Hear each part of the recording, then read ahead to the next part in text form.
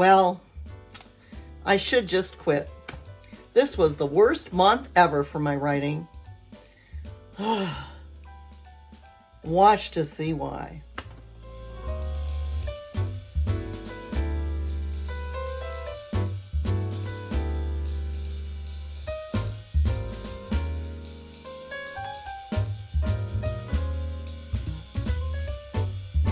I don't know really what happened, but I have the worst word count ever.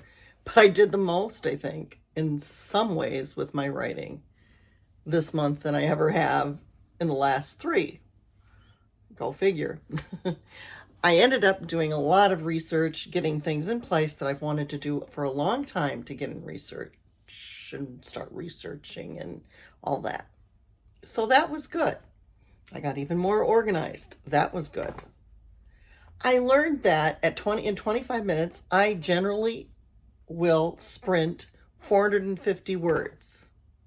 But guess what? I must have had ants in my pants because I just wouldn't sit down and do that 25 minutes every day. So now I'm going to try to challenge myself to do at least that this month. So, my word count for this month was a measly 1,533 words. The worst month in the last 3 months in terms of this project and writing in this project. The first month I had about 4,000, a little over 4,000 words. And that is a story within a story part. For this novel, last month I had 8,665 words. So I thought 10,000 would certainly be doable. Probably 25,000. No. 1,533. Ugh. It's got to get better. Anyway, for this project, I have a total of, in the core novel that I've been writing the last 2 months, I have 9,569 words. With that other 4,000, it's close to 15,000 words, which isn't bad for 3 months when I'm not trying to do like one of these silly challenges where they ask you to write.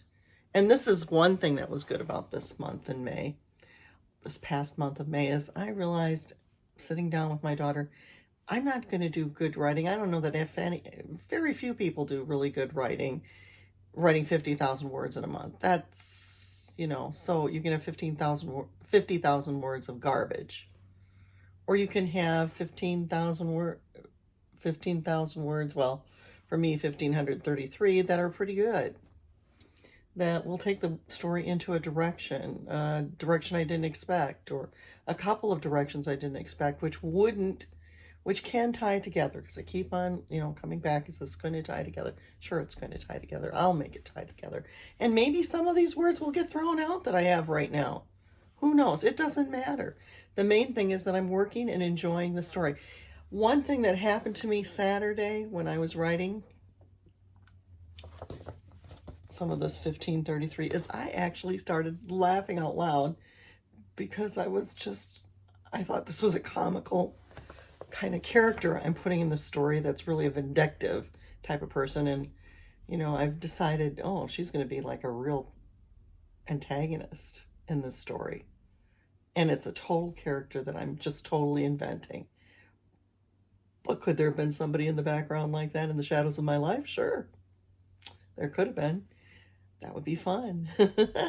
Anyway, and it's not me anyway in this story. It's just a girl a lot like me.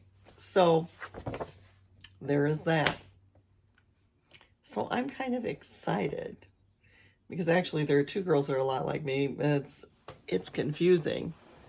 Talk about a story that seems like somebody is multi-personalitied. No, that's not me. Got a beautiful blue jay come. He's really big. And he went up to the tree out there. He came right over here. And of course, there's no way I would get him. But he was there again, second time. And there's my little, I have a little red bird that comes. I'm going to have to find out what that is. I thought it was like a baby cardinal. They could be baby cardinals that are out there. I don't know if I can get them so that can see them. Anyway, enough for the birds. I have this beautiful blue jay that now has come to visit me twice. Wow. One day I'll get a photo of him. One day I will. Anyway, as I was, and he's big. He's a big bird. Wow. Blue jay. Anyway, I had 1533 words. And I have this character that was always in the story, but not a character. And now I'm developing her because I'm really having fun with her. And so I have that going on with this story. It's turning into something that isn't at all like life was, but it's starting to turn into things that happened in my life, but everything is starting to be fictional. And that's what I needed. And that's going to take a lot of work and polishing, like you're polishing a stone. And that takes time to coax out. And it's giving me ideas for other stories. And I did that other research, and that's all okay. You know, once in a while, in a, you know, there'll be somebody that can write something, you know, really fast. Maybe someday I will be able to, but this is my first long piece. And so I may as well enjoy the process. I don't even know if it'll see the light of day. I'm hoping it will. I'm hoping I can self-publish, but we will see. I have a new goal for this month, and that is 10,000 words. I think that's still doable because I did 8,000 last month. If I could do more, I would be so excited. I do want to finish this novel by the end of summer or by September. I would like to have a rough draft done. I would like to have this a good start on a second, the sequel to this one. But I don't know if that's going to happen. Not at this point, for sure. But I think I need to stop talking about it and do it. And that's really the thing. You have to sit down and do the work with anything. I had a whole bunch of stuff that I decided to delete because it was off topic. And, you know, I'm glad I did because I think this is now a better video. And that's kind of like writing. You may write long and then you're going to go chop it off. And then you have to write a little bit more. And then it's like a rough stone that you keep polishing until it's beautiful. Is it going to be perfect? Never. Never. Just like any piece of art is never perfect when you create it. But it's the joy in the process. So, I hope you're figuring out these things as you go through all of these authors' challenges and you listen to authors' things, especially if you're interested in writing. I mean, I'm assuming you are if you got to the end of this video. And I know not many people get to the end of my videos. I hope more will as I become more focused on my writing.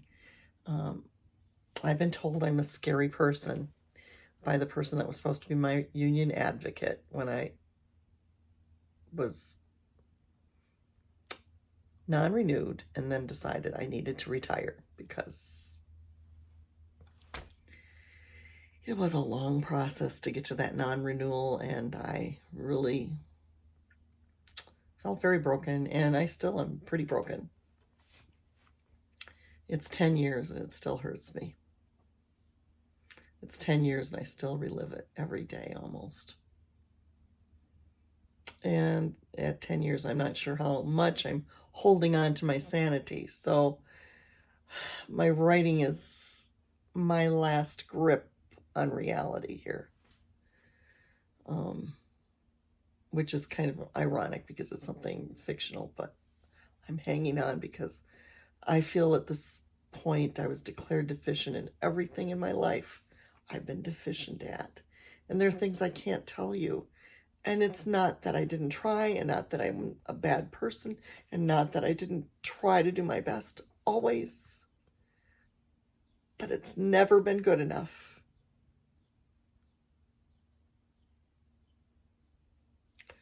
I have a husband, and I've been married a long time, and I think it's a pretty decent marriage. I know the last 10 years have been awful for my husband to be married to me, because I'm not the same person, and I don't like this person I am, and I'm sure he doesn't.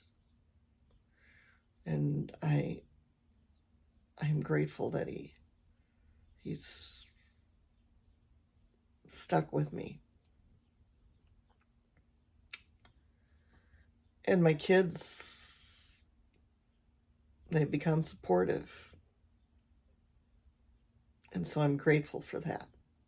Somewhere I must have done something right.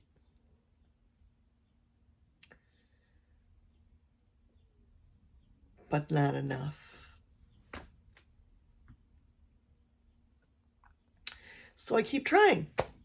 As scary as I am, I keep trying. I don't think I'm a very scary person, personally. I used to be kind of a pretty gal.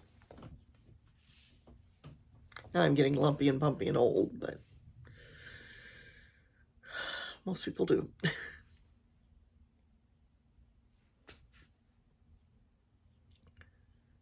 If they're lucky enough to be this old. So I'm going to keep trying to be worthy of being here the rest of my life while enjoying it. Doesn't mean I go out very much, because I don't want to scare people. And I don't want to be made to feel bad about just being me. So I stay where I'm safe most of the time. Anyway, I thank you for watching if you have watched this far. And as always, bye from now.